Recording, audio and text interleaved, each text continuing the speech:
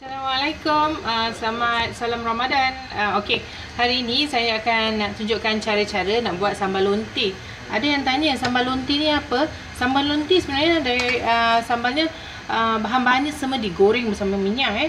Okey, pertama gorengkan belacannya. Sebenarnya masakan ni sangat senang sebab semua pakai masuk je. Jadi saya ni nak cepat, jadi minyak tak sempat panas ni, tapi saya masukkan saja. Okey, cili merah, cili padi. Siapa yang suka sambal lontenya pedas, okey, cili merah, cili padi, belacan, bawang besar, bawang putih.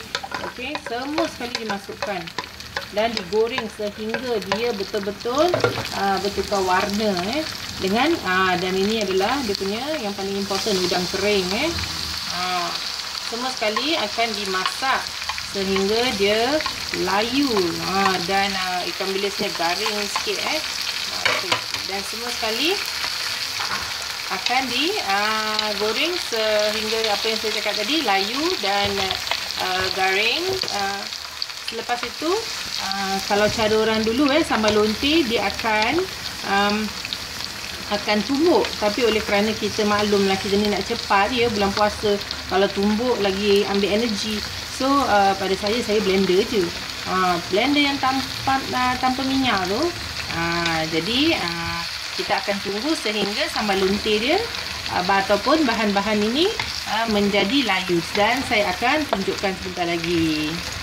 Okey, dan kalau nak lagi senang, garam dan gula kita masukkan sekali. Okey, seperti saya ni, saya masukkan garamnya, tak payah banyak-banyak. Okey, sebab belacan pun dah asin, dan kita pun masukkan gula. Gula pun tak payah banyak, sikit saja Okey. Dan kita akan gaul-gaul dan tunggu sehingga dia layu. Okey. Okey, tengok ni, dia semakin layu dan semakin garing Bau dia pun dah naik, betulnya sedap. Walaupun saya puasa, tapi memang bau dia memang menyucuk hidung lah.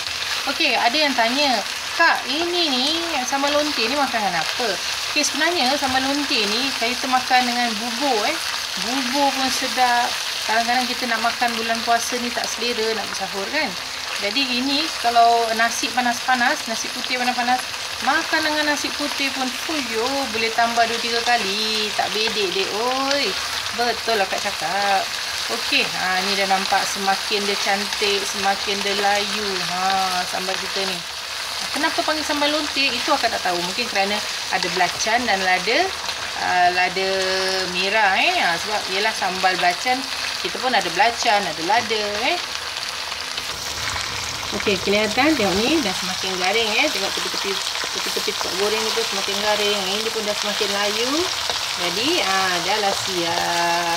Lepas ni saya akan matikan api dan seterusnya saya akan blender. Blender pun tak mau sampai halus kalau siapa yang nak tumbuk, boleh tumbuk pun sedap, sama sedapnya. Tapi saya rasa saya nak cepat, jadi saya blender je.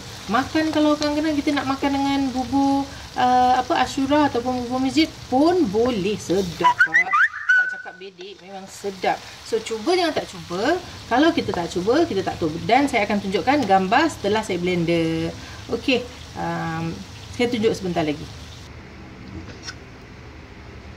Okey, ini saya dah blender. Inilah dia sambal lonti ni bila dah jadi macam ini. Sebab tu ada yang suka tumbuk kalau tumbuk dia kasar-kasar Allah. Tengok tu, beruap-uap. Memang sedap bila kita makan dengan nasi. Jadi cuba, jangan tak cuba. Kalau kita tak cuba, kita tak tahu. Kalau ada yang rasa kalau nak buat nasi goreng, okey, ni lagi satu trik nasi goreng. Jadi nasi panas-panas, ambilkan sambal lonti, digaul-gaulkan, dah tak payah masak atas api lagi, dah jadi nasi goreng. Okey, so inilah dia sambal lonti. Kalau kita tak tahu, kalau kita tak cuba, kita tak tahu, tapi rasa dia memang sedap dan saya akan kongsikan resepinya. So cuba jangan tak cuba. Salam Ramadan lagi sekali. Assalamualaikum.